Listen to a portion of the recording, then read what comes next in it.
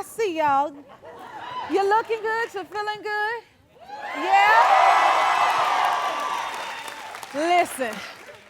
Listen, it's getting real good because we right here like in the center of the holiday season. So right now I'm good and tired because we got to split our focus because we're shopping, getting the gifts together for the kids. And I'm sitting here looking at y'all like, ain't y'all supposed to be shopping for the holiday? Getting some good gifts? You know what I mean? Then it's sending me down memory lane. I had a little candy cane. I thought I'd come out here with it, with my little candy cane, because we used to put these on the Christmas tree and then eat every single one of them. Ain't nobody else do that but me. Oh my God. So it's just all these little trinkets that's reminding me of my childhood and the holidays. And I said, ooh, give me that candy cane. I ain't gonna eat it yet. Okay, I'm gonna hold on to it. And then they have the colorful ones. Remember the colorful ones? With the colors, that was for the little kids. And my grandmama used to have these deep down in her purse though. Up in church, and then she pull it out and say, you want some? Here you go, there go your little mint. You see what I'm saying? But for now, I'm gonna put it over here with the beautiful flowers, because I love these and it reminds me so much. It's just those little things, like my mug. Y'all see my mug today? I'm trying to keep it faster. I gotta take my sip. You got the little soldier right there. How fun is that? My holiday nightmare would be to work through the whole season and then you look up and be like, Christmas passed? When was it? What happened? So anytime I pass any holiday decorations, I make a point to stop and take a picture of it because I feel like I'm collecting Christmas. So that's another little fun thing that I'm getting to do. And then the other thing I want to say, Thanksgiving was so good. We had such a good time. I always let my son and his cousins come up with the ideas of what to do. And they decided they want this big old giant Thanksgiving table. But Thanksgiving was so fun. Y'all, I thought it was Christmas. I was sitting with my friend the other day and I was like, I'm on to New Year's. I was like, okay, so this is what we're doing for New Year's. I think we should do this, that, and the other. And he like, Christmas ain't come yet, Jeff. I was like, wait. Christmas ain't happened? Which is why I'm like, y'all, it's getting good and it's getting serious because now we should be in the heart of knowing what you're getting, everybody. Y'all figure it out, check. If you ain't, you better start thinking right now. Okay? See, and I don't know, because I think it's different type of gift givers. And I'm the kind where I like to be very specific about what I'm getting people. Like, that is the excitement of it. I ain't never think about me. I'll be like, ooh, what can I get such and such and such and such? And I like to have moments where I'm just hearing you out and you may just be like, oh my God, I love this such and such that I saw. And I'll be like, okay, remember that, but don't give it away that you got that. Because I love to surprise people with that exact thing that they wanted. You know what I mean? And the way my mama raised us, like what she would do for Christmas is we would get to pick obviously something we wanted, and we only got one gift. Now, hold on, for ourselves, because she had 3 children, Julia, Jason, and Jennifer, okay? And we would get that one gift that we wanted on our Christmas wish list, and then she would have like the stocking, the Christmas stocking, and that would be what she would want us to have. And then we would get a gift collectively from her for us all to come together and play with, which is more like a game or something like that. So I guess, we all gather and create our own traditions. And so now, like I have my son and all his cousins, right? And so what I want to think about is the funnest Christmas I think we had, because it was very specific and it was during the pandemic. And it was the year where all the kids needed the PS5? Now, why they want to pick the gift, can't nobody find, Jesus. But it does make the holiday, it's like being in a Christmas movie, right? Like, the time is running down, where we gonna get the kids? Oh, but thank goodness, I created a whole team. It was a team. So I had my sister Juju, which she is the Santa Claus of Chicago. Then I had Walter, my best friend. And then my nail tech, believe it or not, Peaches. We had to form a whole committee to be able to find these PS5s. So my sister Juju was a searching, because my mother used to say you can't do something for one and not for all. So we created up a whole committee. We was able to secure, obviously, one for my son, because that's my baby, so I gotta make sure he's taken care of. But little David would not have it any other way. If he got it, his cousins gotta have it too. But how you gonna collect all of these PS5s when you know how it was? Oh my God, what happens when it's like that one little thing your baby want that's gonna make their holiday? We go to any limb to get it, am I right? Yes. Right? And honey, in this case, as a celebrity, it did not matter. I was like, I'm Jennifer Hudson, can I please get the PS5s? Okay? Nope, I got one PS5, so I'm like, listen, I'm gonna have to get down how I live. I had to call my sister Juju. Juju, can you find any PS5s? She found I think Julia found maybe 2, and then Walter found 1, and then we had to call on old Peaches. I'm sending her a shout out to Chicago. Now, Peaches, she had the street route, okay? So that meant we had to risk our lives for this, okay? She was like, I found the place. It's all the way on this side of the city. And if you got the money, and you better have cash too.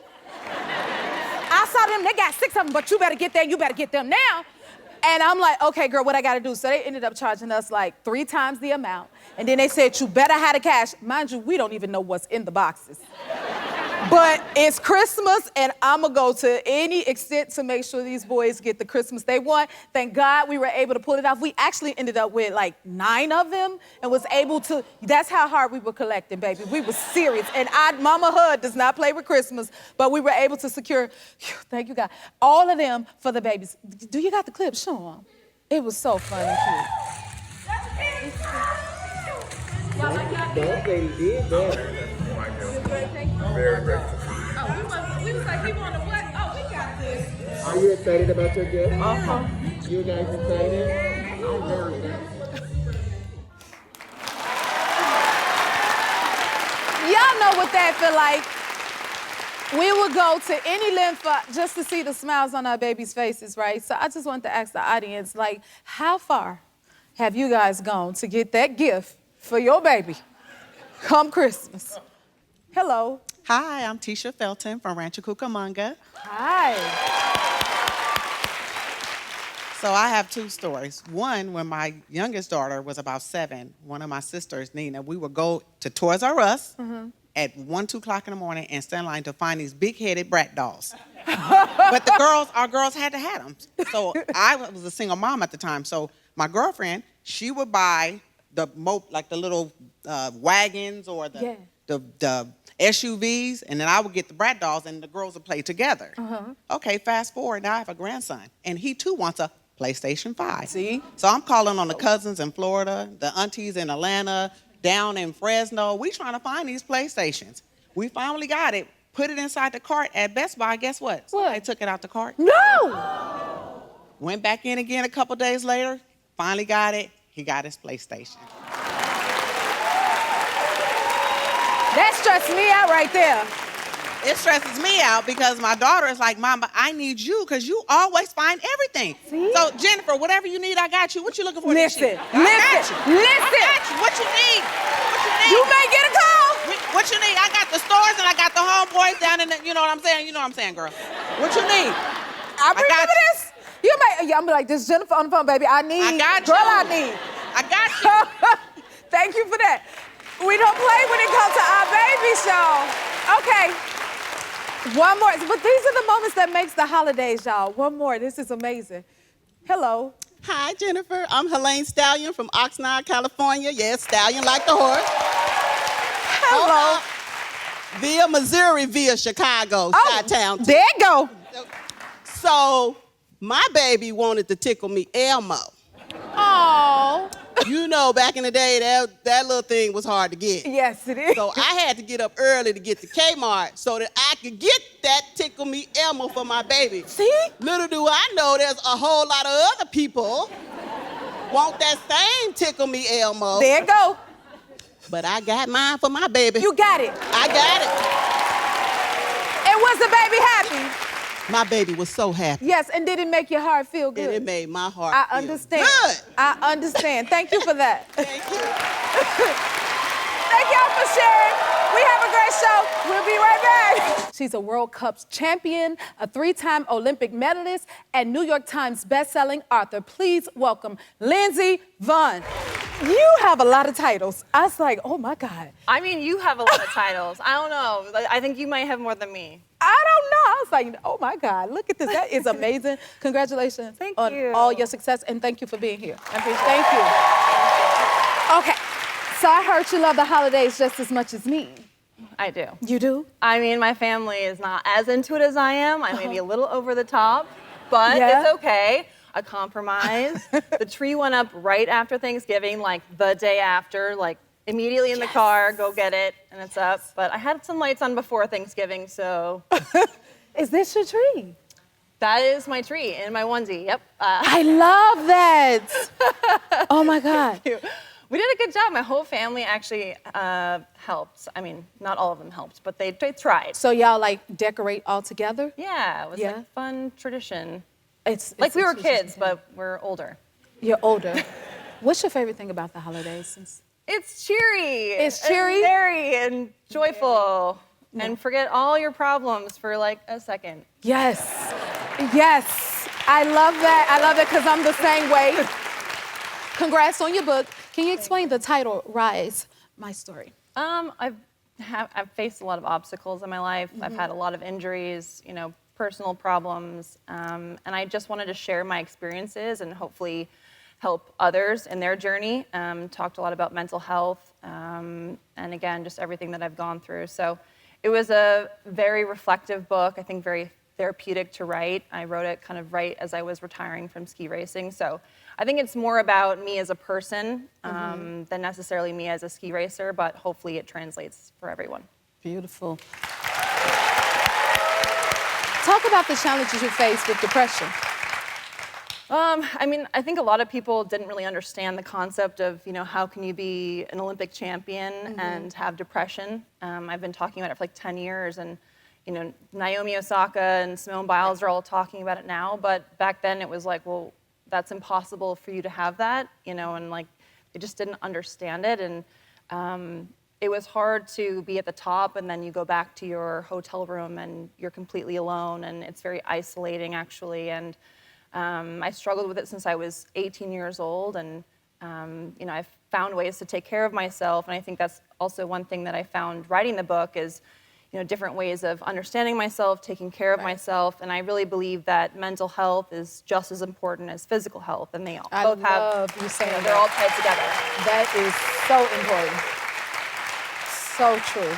Talk about like having low self-esteem, because a lot of times I have to say that people do think when you can achieve so much and you're successful that you're not human. And this shows the human inside of someone. So hearing from someone like yourself on these things, I think makes a huge impact and a difference. Well, thank you. And I mean, I think sharing my story is just part of my process and my journey to be able to understand myself. But, after I won the Olympics, I always looked at my body as, a tool to be able to succeed. And when I started to be invited to red carpets and talk shows, you always make me feel good. But, being on the red carpet with people that are half my size was shocking, and I felt for the first time that maybe I shouldn't look the way I do, and it really got in my head, and I struggled with that for a long time, but I feel great now. You look great. It's funny you say that. It's funny you say that. I feel like I can relate to that in some way, because I used to, being in the industry, I'm a tall girl, and I was a heavier girl, and I would see people, and I used to be like, I'm not too big, you too little. You know what I mean? That's what, I like That's to a great way to look at Yeah, it. that's what I would tell myself. Can you talk to me about the insomnia? Because you were really honest about it in your book. Yeah, I mean, when I've had many surgeries, and my first knee surgery really kind of got me down the path of insomnia. I used to sleep really well when I was younger, but when you're laying there in pain, in bed for a long time, it was really hard for me to sleep. And as an athlete, I knew that sleep was really important to recover, and I was trying to make it back to the Olympics in 2014. And the anxiety and thinking about it and the pain, it was not a fun process, but I actually was prescribed medication, and I found that the more I take it, when I take it consistently, I actually sleep better over time. So I'm actually progressing every day. That's what it's about. Any reactions from your readers, and what do they have to say about your book? I think honestly, I can relate to people not for my success on the slopes, but for my injuries and my depression and all of the things that I've been through.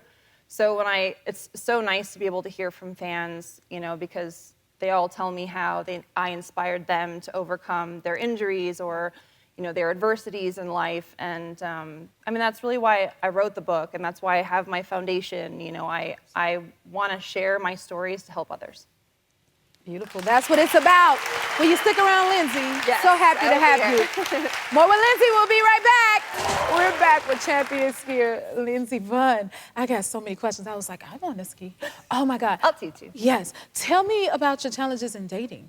What's that about? I talk a little bit about it in the book, but not very much. I think it's more a journey of myself and what I need as a person and as a woman. I think being an athlete and being ambitious and hardworking, it was challenging to always find someone that, was kind of on the same level as me and actually wanted to encourage me instead of, the opposite. Yes, I understand. So I'm really happy now, and yeah, I think in my book I really talk more about my journey, not the relationships, because I don't think the relationships necessarily deserve any more paper.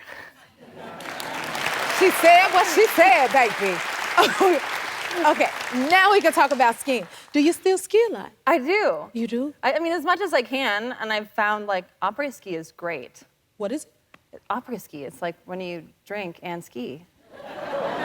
Oh, you gotta tell me all about all of this. I know, right? Is that what you're doing here? Yeah, I was just taking some runs in Deer Valley. It was fun, and spend some time in Utah. And I like to ski with my friends. We did my first vacation in France last year since I was 9 years old. And again, après ski. You ski down, you stop at the hut, you have some warm cocktails, and then you ski down. That sounds nice. Perfect. Oh my goodness. Okay. How fast what's the fastest you've ever gone? Does it go as fast as a car or? 85. Yeah, that's fast. Wow, because to me it looked like you're flying. It's fun. Yeah. I feel like I definitely can't drive my car as fast as I would ski, unfortunately. Oh my goodness. Okay, and then do y'all see this? All I have is my little thing and I go down my hill in Chicago with the children.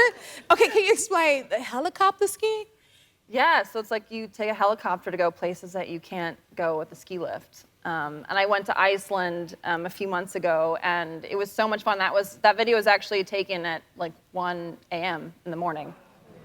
The sun never sets at that time of year, so it was pretty amazing. It was a once-in-a-lifetime opportunity, yeah. And so the helicopter dropped you off? And then we ski down, and then it picks us up at the bottom, and we go to another peak that no one else has been on, and we ski down. And the helicopter, because it's so high?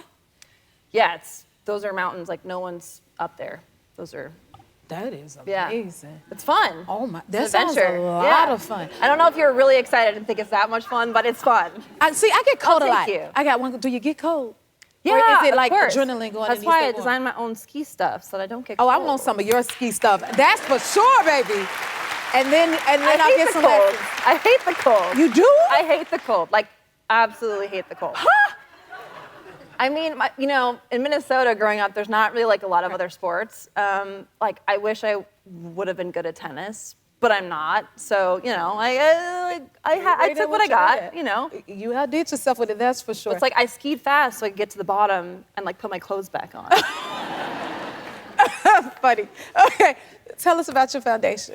So our foundation has programs and scholarships for underprivileged girls, and it started because I was influenced by my idol, Peekaboo Street. I met her for 90 seconds at an autograph signing, and ever since then I wanted to be an Olympian. And so kind of the premise for me is, how can I inspire young girls to follow their dreams? Not in skiing, but in life. Mm-hmm. And so that's what I'm focused on. My sister's the director. It's a family affair, and I really just want to encourage kids to follow their dreams and help support them in that journey. Love that. Well, you inspire us all. Thank you so much for being here. Thank you. Isn't she beautiful? Thank you so much. You'll come back? I'll come back. Another time? All right. Rise, My Story is out now. For more information on her sleep story and the Lindsey Vonn Foundation, go to JenniferHudsonShow.com. We'll be right back. Okay, y'all, let's have some fun. This is Jasmine from Atlanta. She wrote into the show to tell us about her meeting me back in 2012, and it inspired her to follow her dreams.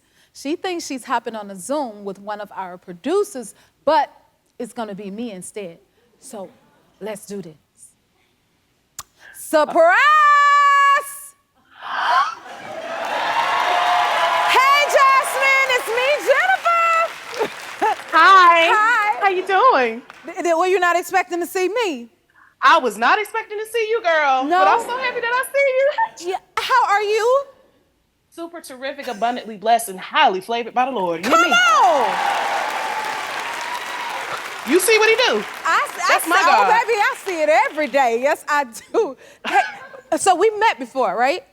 We have. In 2012, January in Atlanta, you were doing your book signing. I got this. And yes, and I was working your book signing, and I got to sing for you. You did. Thank you for singing for me, and thank you for being there for my book signing. I appreciate that. Yes. And that you even remember that. That is so sweet. Yeah. Now I'll never forget that. I gotta say this. You waving this hand here, there, and everywhere. I see those nails. So come on, let me see. Yes, ma'am. These are some peekaboo nails right here. You see? Yes. Okay. Yeah, you catch that? And then, yeah, we got to have a little bling right here because, you know, I got a little YouTube channel going on. Okay. So I do holiday nails. I love it. Now, I also heard you do something for me every year on your Instagram or something. Yes, I do.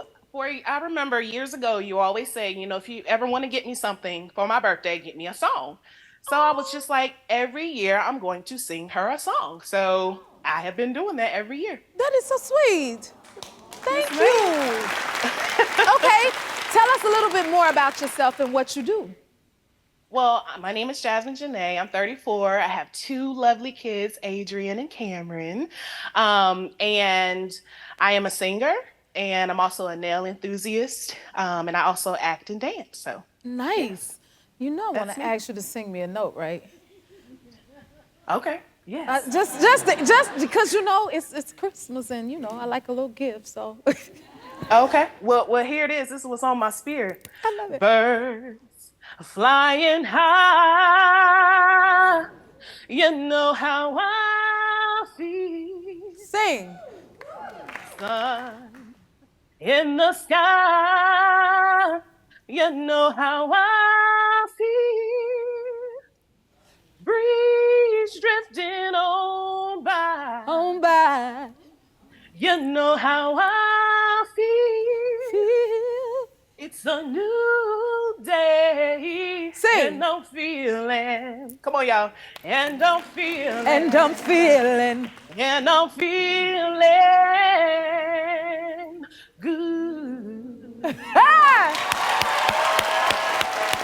Thank you for that, Jasmine. You better sing. What are y'all plans for the holidays? Well, we are planning the day after Christmas. We're gonna travel down to Orlando. We rented like one of those houses, and we're just gonna be a family and just love on one another, play games, eat some good food, just really spend good quality family time. That sounds amazing, right? I love that. Well, I hope you don't mind, but Santa accidentally dropped some of your Christmas presents over here, so I wanted to give you every single gift from Mama Hud's holiday gift giveaway show. Yes, for you and your babies. And since you're going to Florida, yes, honey, there you go. Stop by Legoland because that's one of those gifts for you and your babies. Tell them Mama Hud said happy holiday. Then you got you a hair blow dryer after you finish those funny. gifts. Yes, girl, you got tons of gifts. Okay, you got your blow dryer, you got your massager. Take them babies out there to that old Legoland when you hit Florida. Tell them Mama Hud sent you, and y'all have a mighty good time. Okay? Thank you so God bless much you. for all Thank your you so love much, Jenny. and all your support. I hope y'all have the best holiday. Kiss the babies for me. We'll be right sure back, will. guys. Okay, you're not gonna believe this. Our next guest is a police sergeant who has helped deliver over 5 babies over the last 5 years of his career. People are calling him the baby whisperer, and we're about to meet him. From New York, please welcome John Eric Negro. You call this cool and you didn't deliver babies? I know. Yeah? Thank you so much for being Thank you for here. having me. This is awesome. Yeah? Oh my God. Did you happen to deliver any babies on your way here? No, I was looking around the plane on there. I was like, oh, hopefully there's nobody, close, but it was Nobody good. close? Nah, nobody Now, close. I already want to know. Now, wouldn't they call, like, the paramedics first, or maybe next the fire department, not the police? We get called at the same time, so it's a matter of who gets there first and Okay. been there. Okay, so you just happen to be at the right place at the right time. Yeah, right place, right time, and it happened 5 times now. That's why I got the nickname, the Baby Whisperer, with the stork on my uniform. When you became a police officer, did you ever think that you would deliver so many babies? No, I mean, we were sitting in the police academy, me and my buddies, we were seeing the video. They show you about, having a baby and what you would do in a situation like that. We're like, come on, we're not gonna deliver a baby. You just thought it would never happen, never huh? happen. And then the instructors at, Suffolk County Police Academy, they're like, it happens. It might be you. Oh. Didn't think it was gonna be 5 times, but Well, what was it like the first time? So when it the happened? first time, I was working overnight. The baby you showed up on the screen, that was Bryce. He was born in his kitchen. In his kitchen? In his kitchen. His parents had a bag ready. They were ready to go to the hospital. They didn't make it. The baby came. They called 911. I showed up. The dad races outside. He's like, my baby's born, but he's not breathing. You need to do something. Oh, my God. So I'm like, okay, where's the paramedics? Where's the ambulance, like you said? Yeah. And I hear them coming, but they're not there yet. So I'm like, let's get inside and see what we're gonna do here. We go in, sure enough, the baby's turning blue. He's like, he hasn't taken a breath, what are we gonna do? So now that training kicks in, I'm like, airway, you gotta clear his airway. Give me something to clear his airway. He gives me I asked for a turkey baster first. I know we just went through Thanksgiving. He didn't have a turkey baster. He gets me a plastic syringe because he had a 2-year-old daughter. So I take the syringe and I was able to suck the liquid out of the baby's airway, and then he took his first breath. Oh, my God. That gave me chills. So that God was always crazy. got somebody, and that somebody is you. And you're the baby's godfather. So a few months later, they called the department. They wanted to meet me, reunite, and then sure enough, they asked me to be his godfather. Aww. He's so cute. So cute. And this just keeps happening to you. So a few months later, I was like, all right, that's it. That's my one for my career. And then I'm at Dunkin' Donuts. I'm getting a cup of coffee, working overnight. Donut, too. And then I hear a call come over. Somebody's going into labor in their house, or they think they're about to. They said now they're leaving the house because they don't want to wait for the ambulance. So they start driving to the hospital. As I'm in Dunkin' Donuts, like, all right, somebody else is taking care of that. They're going. Then they're like, wait, they're pulling over on the side of the road. I'm like, wait, that is right around the corner from this Dunkin' Donuts. Let me take my coffee and go. You took the coffee with The you? coffee with me, and I... Ain't that so? What about your donut? Did you take the donut I ate it too? already. And then I see them on the side of the road. The dad's waving me down, and we delivered that baby in the back seat of their car on the side of the road. Aww. I love it. It's adorable. That was number 2. Yep. That was baby number 2. Yeah. Okay, what about baby 3 and 4? The next ones were a little more, I guess, traditional. One was in the bedroom. I walk in. It was the dad, the mom, and the grandmother.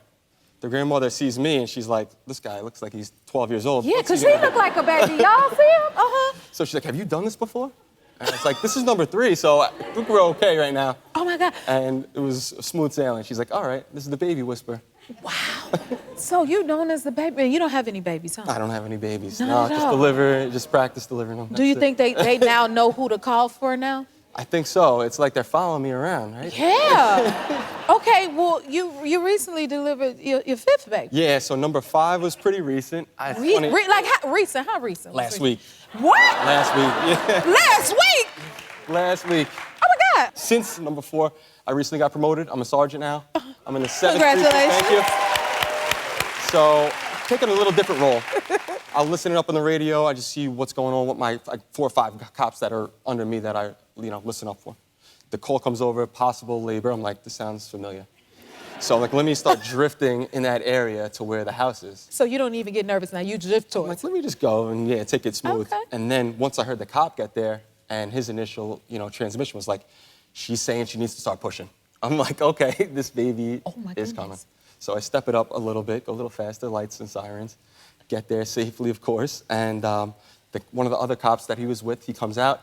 He's like, this baby's coming. He looked like me like the first or second time. Yeah. So I'm like, let's go, get the medical bag, and let's do this. So we brought the bag, we went in, and 3 of us, we were around the mother, the father was there, and she was great. The baby came out in no time. Look at that. Yeah. Okay. Now, are you single?